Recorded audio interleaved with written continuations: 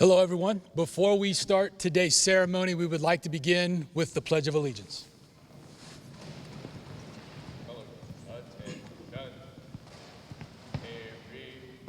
Ladies and gentlemen, will you please rise for the saying of the Pledge of Allegiance? Ready. Cut. I pledge allegiance to the flag of the United States of America and to the republic for which it stands, all nations, under God, in existence, and with liberty and justice for all.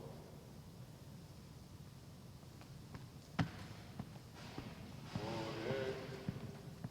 Colors.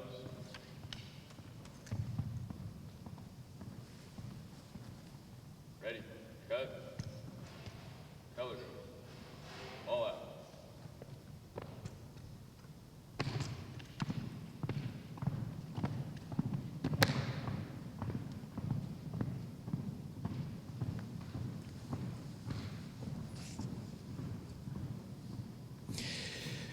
Good morning. You may be seated. I'm John Zeri, the principal of Hamilton High School. It is an honor and a privilege to welcome you to this ceremony recognizing our enlisting students. These young men have decided to pursue a career that embodies the idea of sacrifice and patriotism, and we are truly appreciative of their decision. I'd also like to acknowledge the family members that are joining us today. We thank you for your commitment to your students. Sorry. So thank you, and thank you for allowing us to be a part of their journey through Hamilton High School. Now I would like to introduce Gunnery Sergeant Mcallister. He is a retired Marine who served 20 years active duty before joining our staff in 2005. He is now the most senior instructor of Hamilton High School's NJROTC program, Gunnery Sergeant Todd Mcallister. Thank you, sir.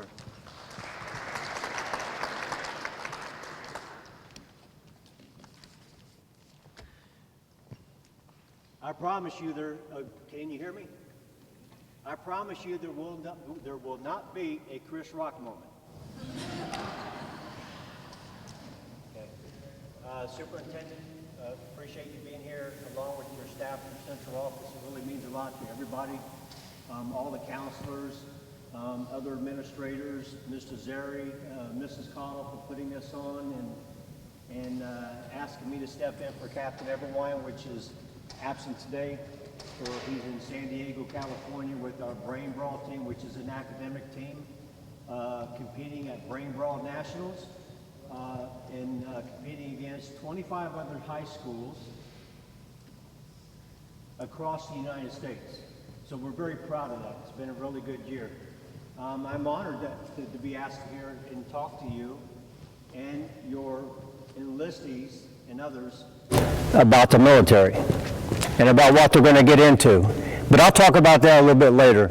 But we do have somebody here from Miami here today to talk to you a little bit about what they're getting into as well. And we're very honored to have him here. He's a military officer at Miami Oxford, and is Commander Matthew Donahue, United States Navy. He is the executive officer for the Miami NROTC at Miami Oxford. So we would like to welcome him here to talk to you, sir.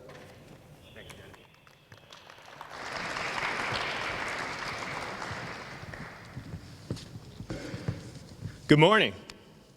So I get my note cards out here for what is sure to be a long and tedious speech for you guys. Bear with me, I did not bring my glasses. I'm new to that game. But as Gunny said, I'm Commander Matt Donahue, Executive Officer of the ROTC unit at Miami University. And it was a true pleasure and honor to be asked to be here today. As I give you a little bit about myself, I'm from Chicago, Illinois initially. NROTC graduate at University of Illinois, got my commission 26 years ago. I retired this year, so this is why it's even more an honor and a pleasure as I get nostalgic. Because these people that are coming and committing themselves now are literally my replacement. So that's kind of a neat thing that I've noticed as I was asked to be here, as well as the midshipmen that we have at Miami.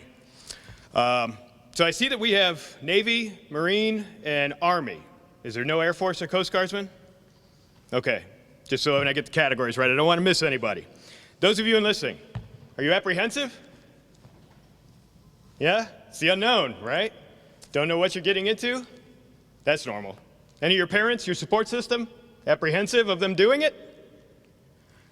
Normal as well. I can tell you from a personal aspect, I'm a little bit older than you guys. My parents are of the Vietnam generation. So even I was 35 years old, would go on a deployment, my mother would still threaten to hit me over the head, put me in a trunk, and drive me to Canada. They're never going to get over that, so just get used to it, okay? You are making a commitment now, though. That is no small feat. It's not, okay?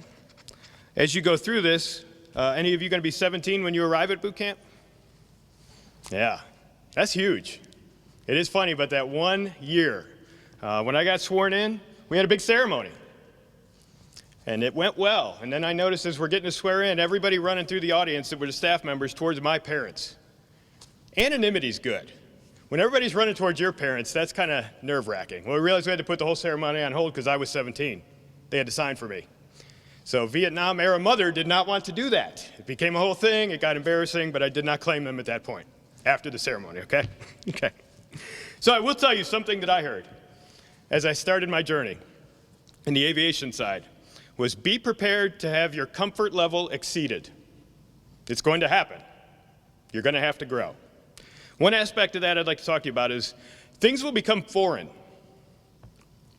The prospect of going to boot camp, is that foreign to you? You may hear about it. When you get there, do you think that's going to be foreign?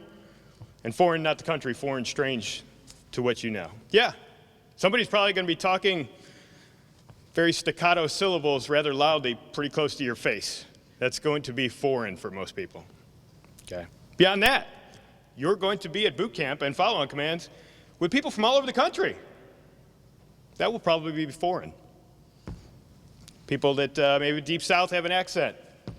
People in California may have some surfer talk. I don't know what that means, but you get the point. Okay.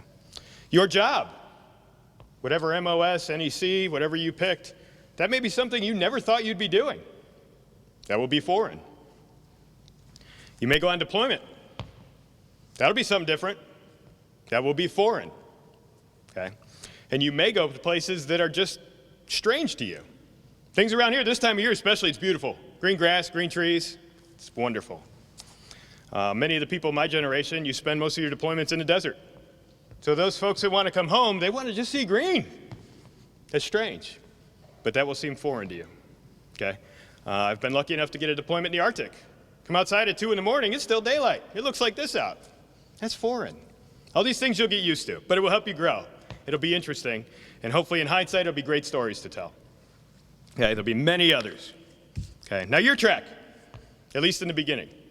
You're gonna have boot camp, okay? And I'll acknowledge my wife here, former sailor, went to boot camp. I did not, so she tells me all the time, so I use her words. Boot camp is easy. If you move fast, sound off loudly, and do what you're told. That'll get you through a great deal of boot camp, okay? The Navy side, we've started this new program that, as most, has been working well, will probably filter out through other services. We all share things. As much as we like to tease the other services, a lot of things that work well are shared. It's called Warrior Toughness. And I won't get too much into it because you'll probably get a dose of this. But what it is being strong in mind, body, and spirit. Okay? Be strong in mind. Be tough, tough-minded. Know your job. Be strong in body. Physically fit. You should be able to pass a PT test any day of the week. You may do better if you know it's coming, but you should be able to pass at a minimum. And spirit. This one's a little bit different. It could be your religion, it could be your support group, family, it could be your friends. Some of the best friends you will probably ever make will be in the Navy, Marine, and Army services. Okay? Then you go on to some kind of initial training. My advice to those in any position, anywhere. In fact, when I take over some kind of division or department, this is what I tell them. It's a simple rule. Know your job and do your job. Everything above that, it's gravy. It's frosting on the cake. But do that. Make it a point to do that. Make that commitment. Because once you're there, there's comfort in it. There's comfort in knowing that you know how to do your job and can handle the situation. That breeds confidence. And then you'll want more. It becomes addicting. More confidence, not arrogance, confidence. Becomes a self-licking ice cream cone. Okay? And that's not a bad thing. Okay? And then at some point, probably in your first tour, you're going to get your first leadership position. And that's a great thing. And then after you get it, you realize, like, oh boy, now what? What do I do with it now? Okay? How did I get here? And that's fine, because you're going to have a lot of those moments. You surely will. Okay? But embrace it and rise up. Okay? Then there's a couple of odds and ends that I'd like to talk to you about. You will probably hear this here soon, that have maybe even said it. Thank you for your service. Okay, and you'll have to decide what that means to you when you hear it. Okay, it's very nice to hear, because it is a sacrifice, this life. Okay, it's not an easy life, and it doesn't necessarily mean deploying to a war zone all the time. What that could mean is you don't get to see your family on a regular basis, even though you're stateside. You may have significant others, you may even have a family of your own, you may have close friends, but those Sunday football games, hanging with the parents, well, at your age, you may be trying to get out of the house at this point, but you will appreciate that someday, getting together. I'm 4 hours from my family. I can pretty much do that quite a bit, but not always, and you will miss it. When you're deploying, it just amplifies that. You will have good times, but you will miss your support system. Okay, there is that sacrifice. Okay. As you put on this uniform, recognize the previous generations and every branch of the service who gave you that opportunity. As the Marines at our unit say, gave you the chance to wear that cloth. Okay? It's not a small thing.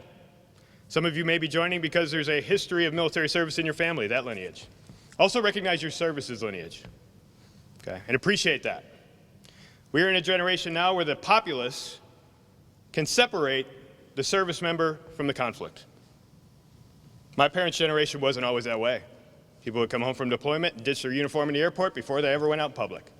Okay? So appreciate that. The best thing you can do for that is be an ambassador. As you go overseas, you will always be told you need to be an ambassador. You're representing the United States. But even if you're at a base somewhere on the other side of the country and you come home to visit family, be an ambassador for that service. You are still a soldier, sailor, or Marine. Okay? In short, don't screw it up for everyone else. Okay. Let's see what we got. For the next one I've got is, I call it own it. Own it. Your decisions, your choices, your actions, or inaction has consequences. Own those. You did it. You'll be in situations where you realize that every choice you made throughout your life brought you to this moment. Okay? Sometimes it works well. Hopefully it more often than not. Sometimes it doesn't. Okay? But both of those are an opportunity to learn. At Miami, I teach the leadership and management class, and one of the biggest concepts we teach is called AOR.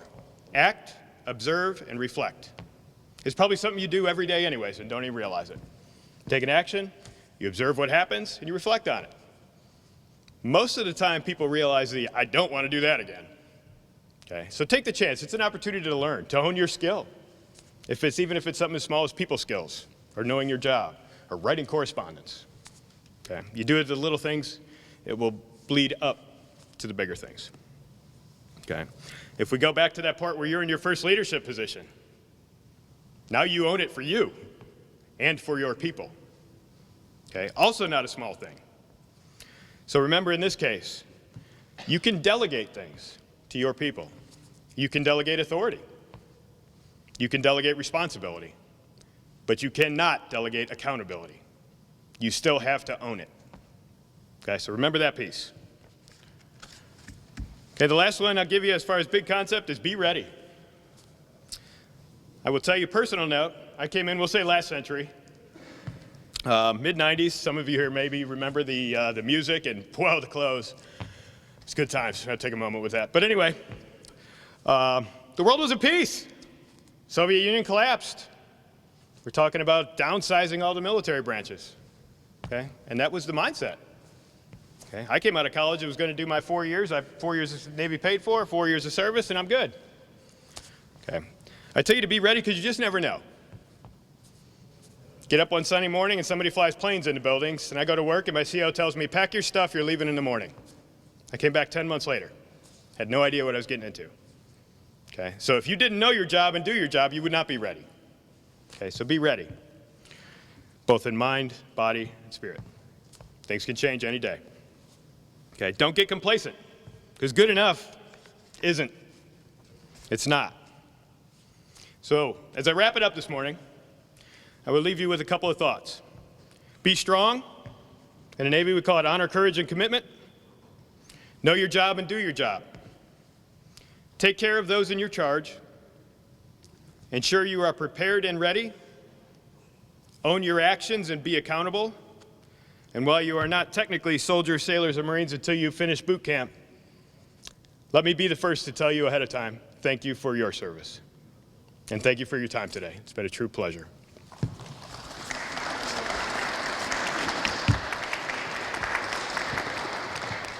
Thank you, sir.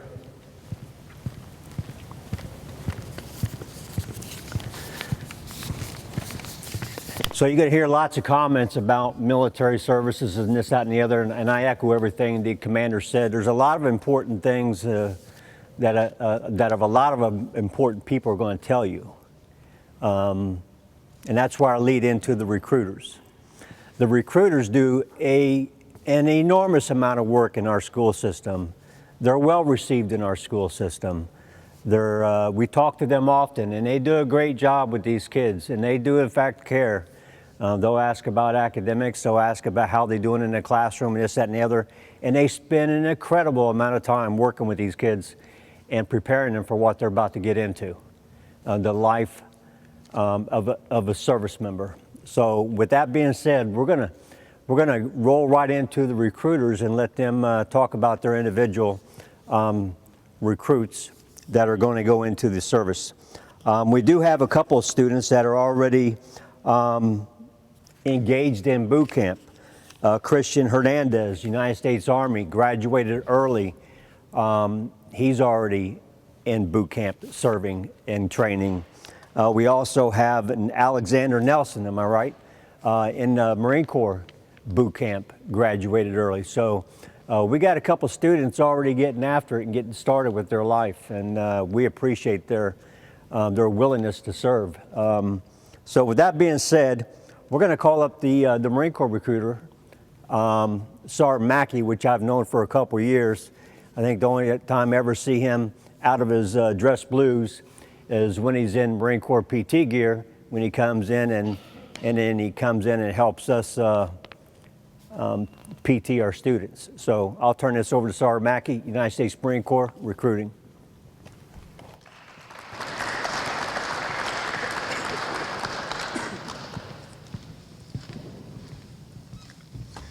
Good morning. Can everybody hear me? Yes? Okay, thank you.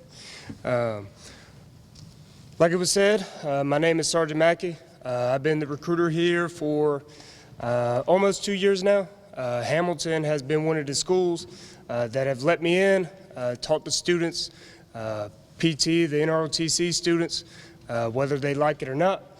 But we had some good times. Hamilton has always welcomed me in. And it's been a good 2 years so far. As far as recognizing students, this is my second year. Obviously, I was here last year doing the same thing. And just like I said last year, this year is the same thing.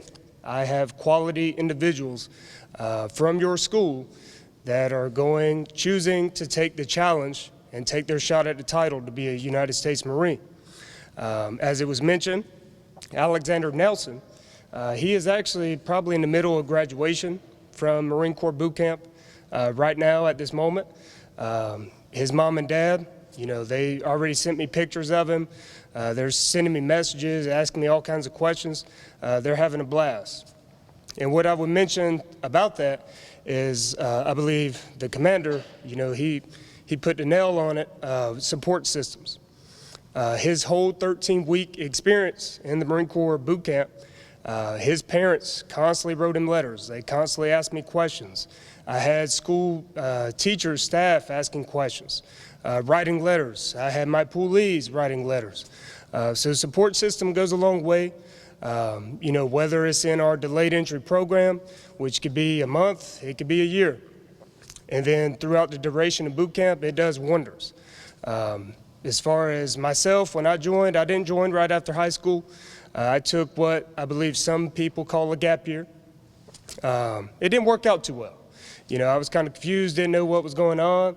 I decided to join. I remember being 19 years old, told my mom, dad, I was like, hey, I just talked to the Marine Corps recruiter. He'll be at my house tomorrow, our house tomorrow. And my mom was like, Marine Corps, what is that? And I was like, well, it's military branch.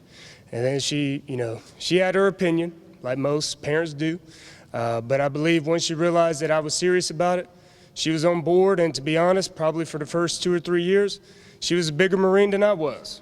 She was posting pictures, calling me it seemed like every 5 seconds. Like, hey, did you hear about this? What's going on with that?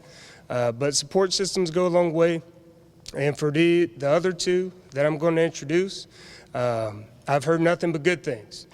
We've been working together for 9-10 months within our delayed entry program. So without further ado, if I could get Christian Hunley and Dylan Studd.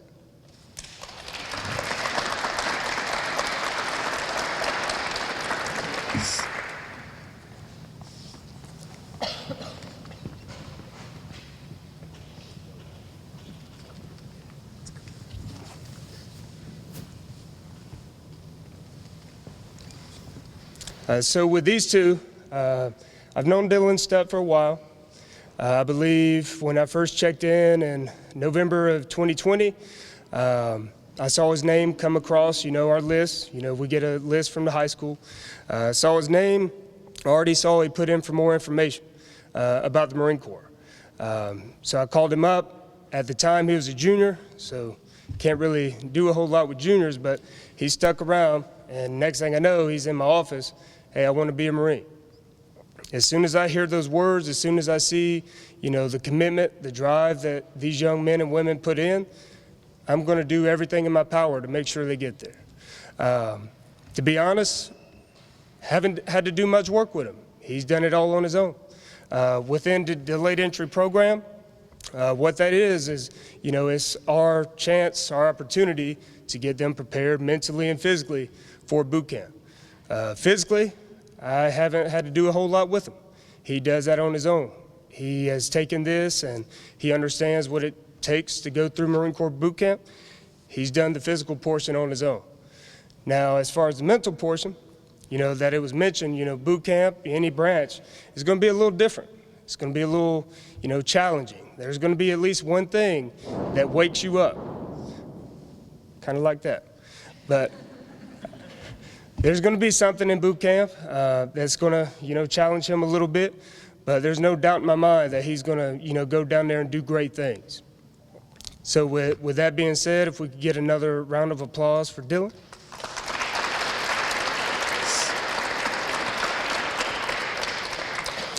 As far as his next steps, him and Christian will be going to boot camp June 6th, where they will start the process and recruit training.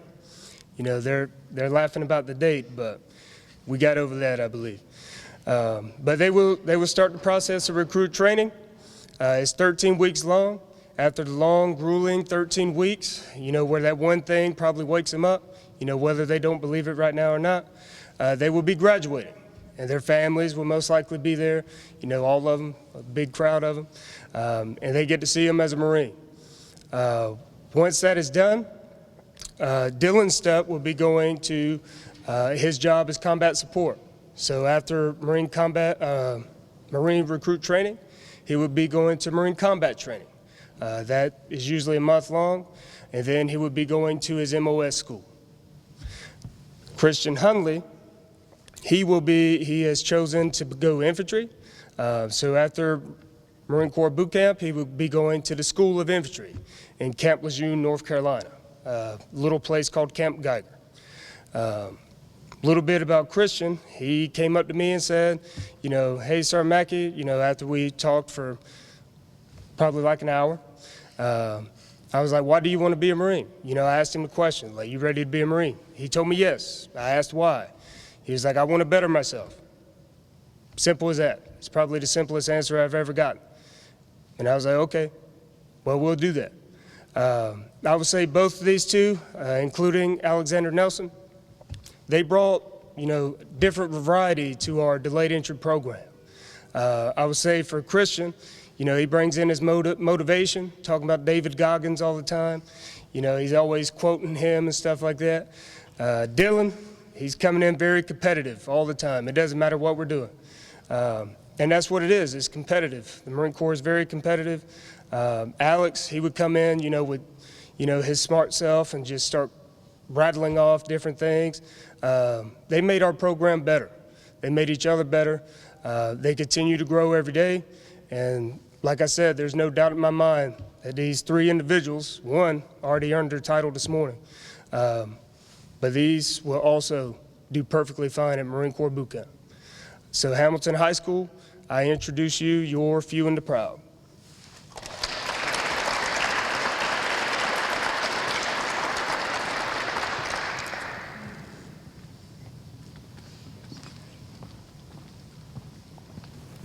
Thank you, Sergeant Mackey. Okay.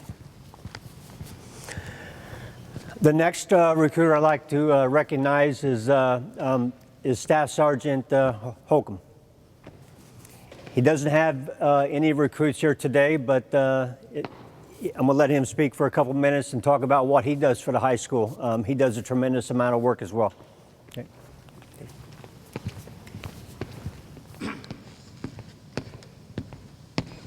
Sergeant Holcomb, I'm with the National Guard. We have a unique branch because we are a state and federal organization, so we do a lot here stateside, especially the last couple years with COVID.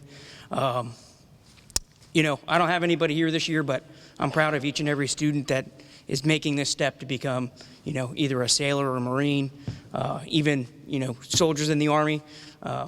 Christian Hernandez, I had talked to him a little bit. He's doing good in basic training.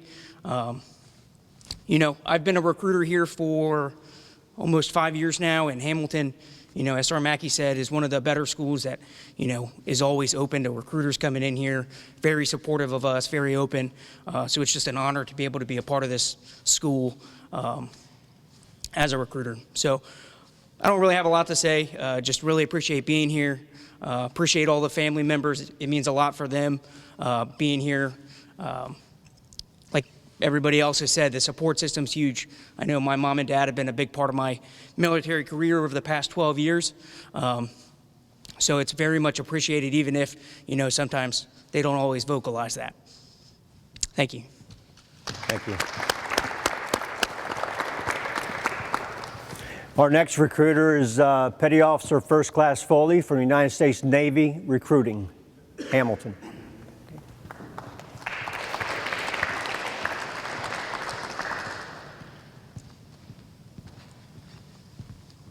Good morning. So yes, my name is Petty Officer Foley. I am a E6 in the United States Navy. I've been in for 16 years in July. A little bit about myself. So I've been recruiting here in the city of Cincinnati for 8 years in November. I've been in Colerane's office, Florence's office, Eastgate's office, now Hamilton. So pretty much almost any high school around the city of Cincinnati I've had a part of being in. My journey was a little bit different than most people's. I started out in the reserves. Through the first 8 years of my reserves times, I was a CB. So believe it or not, being 16 years in the Navy, I've been on a ship for a half an hour.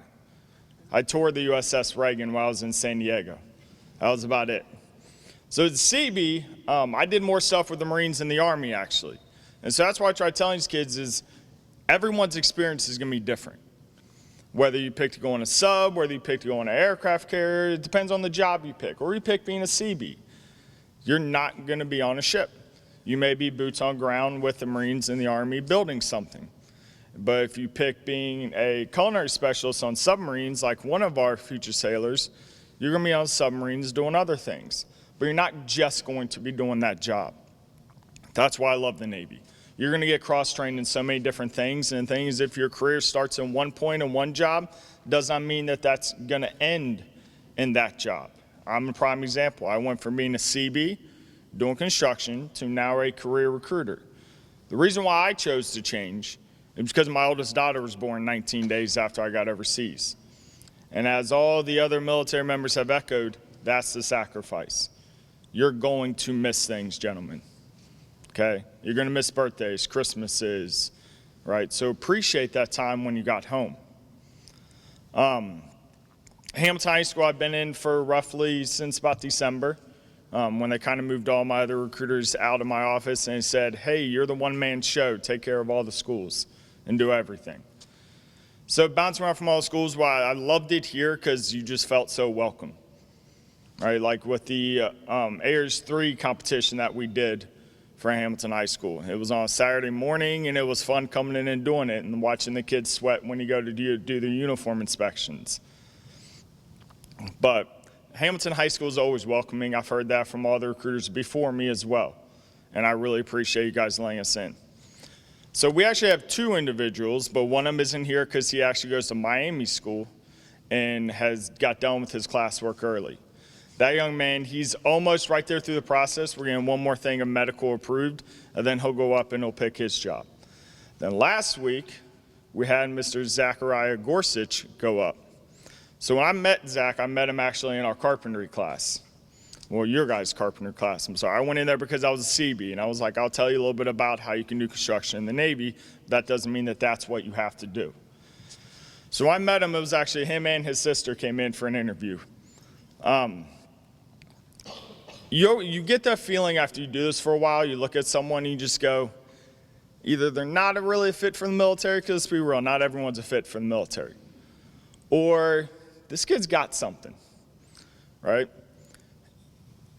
He's, I don't know, how do you put it, his determination or his, once I do something, I'm sticking with it, or just his demeanor and his military bearing when he comes into the office. Of it's always yes, sir, no, sir. And as you get older, you realize don't call an enlisted sir, right? Because they'll say, I work for a living. No offense, sir. But he's always very well-mannered when he comes in. He's always got the determination. He's already trying to do the PT to figure out, we went over yesterday, what his requirements are going to be. He's already going over and trying to see if he can get the highest score he can possibly get. That's why I think that he may think, I'm going to go in, I'm going to do 5 years of what his contract is. And by the way, he got a $30,000 enlistment bonus too. So dinner's on him.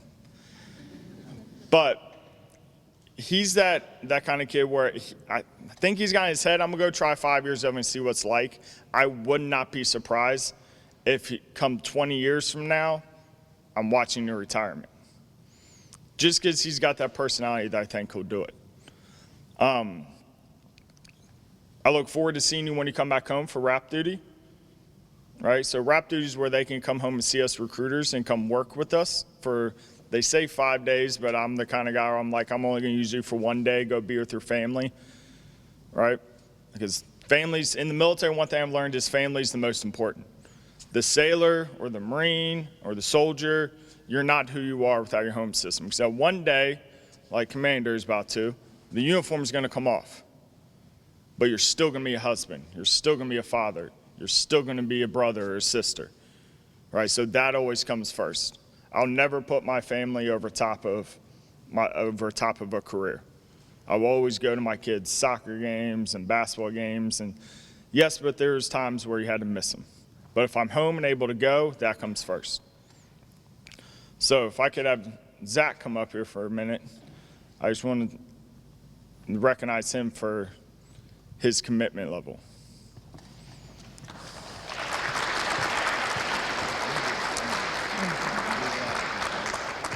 But thank you, Hamilton.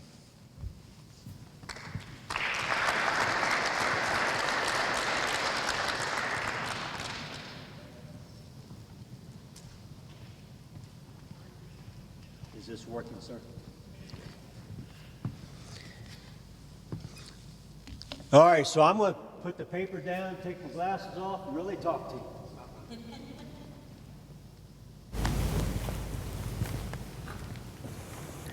First of all, thank you for your commitment. You know, on my way to work today, I was like thinking, man, I'm starting to feel a little old. Well, 30 years ago, today, at the end of April, I graduated from drill instructor school at Parris Island, South Carolina. 30 years ago. I'm like, oh my God, that's a long time ago. Yesterday, I was reminded how old I was getting when I tripped on the stairs, but I didn't drop my coffee. And each time I think about those moments, I'm like so grateful that I had an opportunity to serve. I wore my uniform. I'm still coming to work. You know, Hamilton City Schools gave me another opportunity to throw several more years into wearing a uniform that I absolutely love. Okay? And you have to live it to understand it. I'm going to ask you 3 boys right now, give me your phones. See, I knew you had them. Give me your phone. Thank you. You'll get them back in 3 months. So this is no joke. When you arrive at basic training, I don't know what the recruiters are telling you, and I'm 100% sure that they're telling you the truth. They are going to take your phones. They are going to strip away the very thing that you take so much pride into, like you young men, the one that uses the curling iron still. They're going to take your hair. They're going to sweep it up and throw it in a dumpster. So if you want to save some of it, Mom and Dad, you might want to cut it before he goes. Okay, or it's going to be right up in there, and it's going to be used in, you know, some type of dry sweep or something. I don't know, but they're going to strip that away from you. Something. Then you're all going to start looking like bald heads. You're going to be tired. You're going to be, oh, I want to quit, and you know, this is too hard. You know, they're yelling at me. Why are they yelling at me? Because in our world, you have to make quick decisions sometimes in order to save lives. You better grow some thick skin if you don't have it, because you're going to get criticized every day in your military life. I still do. That's what makes us better, and that's what makes us learn or want to learn, because we're all in this together. I don't care what uniform you wear. We all have different missions, but we're all there to serve.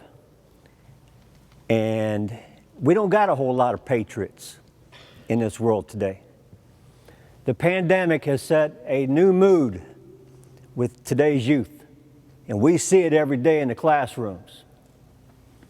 And it's a breath of fresh air when you see a kid, a young man, a young lady that wants to serve and be a patriot, knows what it means to be a U.S. citizen and fight for their country. Just because they join the military doesn't mean that they're going to fight in a war. I have a young man in our class right now. He goes, Gunnery Sergeant, I want to be in the Marine Corps. Okay, so what do you want to do? I want to be a killer. I'm like, you want to be a what? No. You're going to support and defend. I was a diesel mechanic in my time in the Marine Corps. And there are different times in your career you're going to get an opportunity to do certain things in your life. So we have rearranged his thought process. He no longer wants to be a killer, he wants to be a mechanic.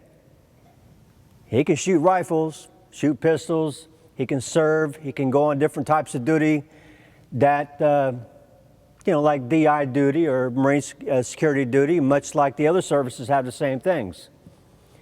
But just because they go into the service doesn't mean they're going to fight in a war. They're not. But they might. And that's when you need to support. And I know you already know this because I'm sure there's family history about all that. Please support them. Please write them when they're in boot camp, because they're not even scratching the surface of serving yet. Because all they're going to do is get 12, 13 weeks of getting their butts chewed out to make them better, to make them stronger, and be the person that we want them to be on our team. Okay? I want somebody that has the same attitude I have in a foxhole with me. If not, you're out of here. And I can guarantee it, no matter what boot camp they go to, you're going to see something so amazing when you see them when they come across that parade deck. And that's a patriot. Different manners, different way of carrying themselves. They ain't over. Then they go to school and this, that, and the other, and then they get around bad influences, because there are bad influences in the military. It just is, people are people, the human element. That's when you got to make the decision. Do I follow this guy or do I follow that guy? And if you can't make up your mind, utilize your own good common sense that your parents provided you to take that walk in the right direction. Has it been 3 months yet? No. Write lots of letters. The door swings both ways. You better write your mom. That's the first person you're going to write. Okay? And if mom's going to be mad if they catch wind that you wrote your girlfriends before you wrote to mom. Mom brought you into this world. She deserves that first letter. Okay? Really does. So going back to 30 years ago, when I graduated and put that campaign cover on, which I was in a heck of a lot better shape then, I couldn't believe the enormous amount of responsibility that I had. And yelling in boot camp is being responsible. That don't sound right, does it? If you have a teacher yelling at you, that's not, I guess what I'm trying to say is, if he's yelling, he's being responsible. He's not being mean, or she. They're being responsible because they care about their services and the instant obedience to orders. You got to move, and you got to move fast. Okay? I want to thank you for your willingness to serve. There's always somebody retiring each and every day. And there's always somebody coming in each and every day. And it's just a revolving door process of patriots that's willing to serve their country, support and defend. When you get the MEPS, and when they ask you that question, who is your next of kin? That might be the moment that when it hits you, just how important that job is, and just how much you're appreciated for your willingness to serve, good, bad, or indifferent.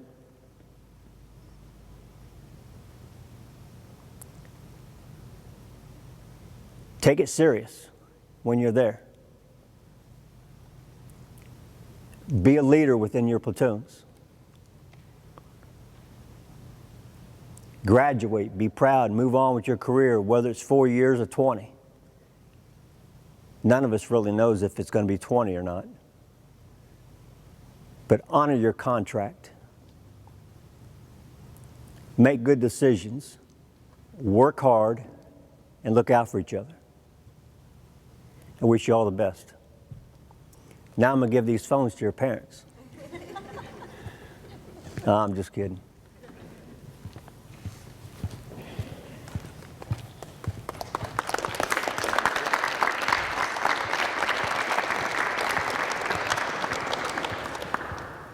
So again, we want to thank Mr. Holbrook and all of his the peoples from Central Office, parents.